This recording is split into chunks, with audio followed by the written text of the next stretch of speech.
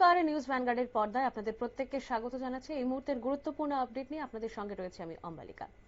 গতকাল রাতে ধর্মনগর থানার অন্তর্গত আনন্দবাজার এসপিও ক্যাম্পের নাকা চেকিং পয়েন্টে একটি বিলাসবহুল গাড়ি আটক করে তল্লাশি চালানো হয়। তল্লাশির সময় গাড়ি থেকে 9 কার্টুনে 90,000 সিগারেট উদ্ধার করা হয়, কিন্তু পুলিশ অফিসার সুলেমান রিয়াং জানান 7টি কার্টুনে মোট 70,000 বার্মিজ সিগারেট উদ্ধার করা হয়। ধর্মনগর থানার রাত্রিকালীন ডিউটিতে থাকা পুলিশ অফিসার সুলেমান রিয়াং ঘটনাস্থলে পৌঁছে গাড়ি ও সিগারেট সহ 3 যুবককে আটক করেন। আটককৃতরা হলো দামছড়া এলাকার সৌরভ সিনহা, পানিসাগরের জামটিলা এলাকার প্রকাশ দেবনাথ ও বিশ্বজিৎ দেবনাথ। এবং তাদেরকে ধরার পর পুলিশ কি বলেছেন শুনবো।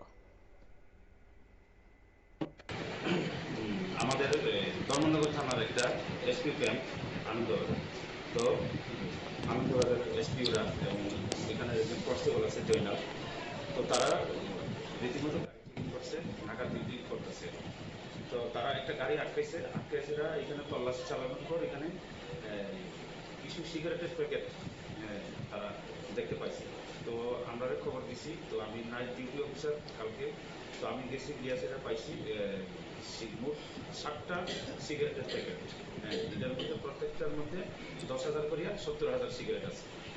তো এটার মধ্যে চালক পলাতক, তো আমরা গাড়ি সহকারে সিগারেট প্যাকেটগুলো থানাতে নিয়ে এসেছি।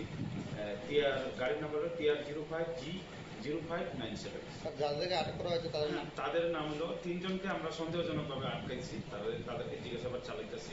তাদের নাম হলো সৌরভ সিনহা, প্রকাশ দেবনাথ, বিশ্বজিৎ দেবনাথ। তাদের প্রত্যেকটির বাড়ি পানিসাগর এবং সৌরভ সিনহার বাড়ি দামছড়া।